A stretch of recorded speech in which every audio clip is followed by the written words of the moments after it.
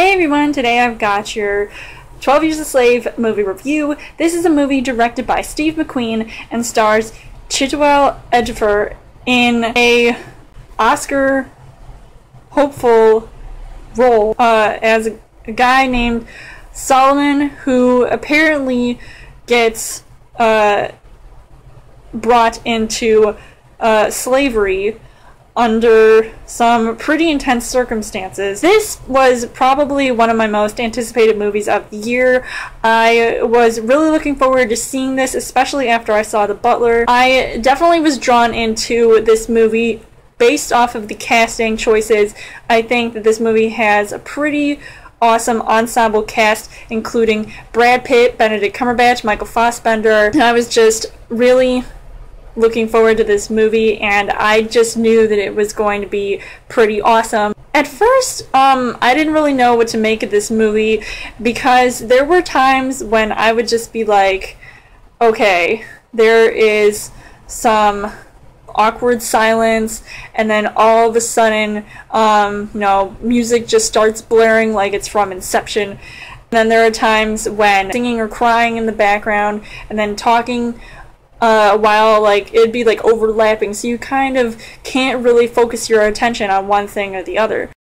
It was pretty heartbreaking to see some of the scenes. I thought that this movie was just very powerful, and it definitely brought a few tears to my eye just watching it, because it was just unbelievably shot. Acting was absolutely superb. I wouldn't really be surprised if Chiwetel Ejiofor was nominated for an Oscar this year. I think he definitely has one of those stand-up performances. I've seen a couple of the other movies that he's done in the past, starting with Love Actually, if you guys aren't familiar with that, and 2012 and all that stuff. Definitely knew that he was just going to be awesome in this movie, and I was even shocked by some of the other performances in this movie. Benedict Cumberbatch, who's obviously, this is the year of Benedict Cumberbatch. He's already been seen in The Fifth Estate, Star Trek Into Darkness, now he's in this movie, so I was really excited to see him in this movie, and he kind of played off this character where he he's supposed to be this slave, plantation owner, but he kind of has, a nice side to him, and he,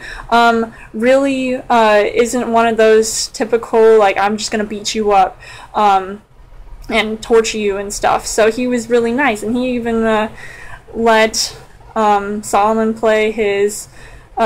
Northup play his violin. I thought, that was really nice, and even hearing those sounds were, really awesome in the soundtrack, too. However, Michael Fassbender, I absolutely love Michael Fassbender. He's just one of those actors that better be a household name, and if it's not, it will be.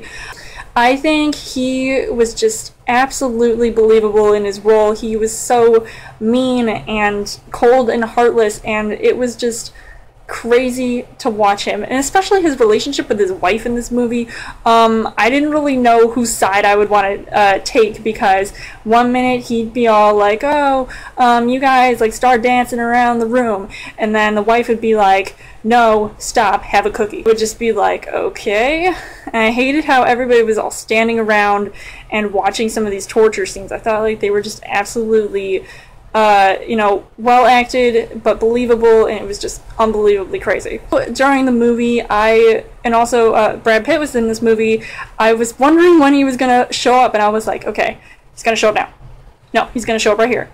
And then eventually he shows up, and I was like, oh, thank God, he's here. I was waiting for him just to see how his character would be. It definitely reminded me a little bit of Interview with a Vampire, how he just had this sort of nice side to him, kind of like Benedict Cumberbatch's character, and wasn't going to let sort of anything happen to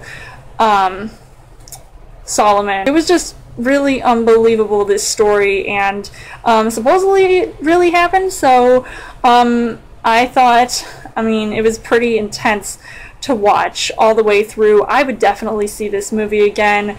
Would recommend seeing it if you haven't seen it, and I think this is one of the best movies of the year. Steve McQueen does a really good job at presenting these characters on screen despite what they have been through. It was just really, really crazy. Let me know in the comments what you guys thought of 12 Years a Slave.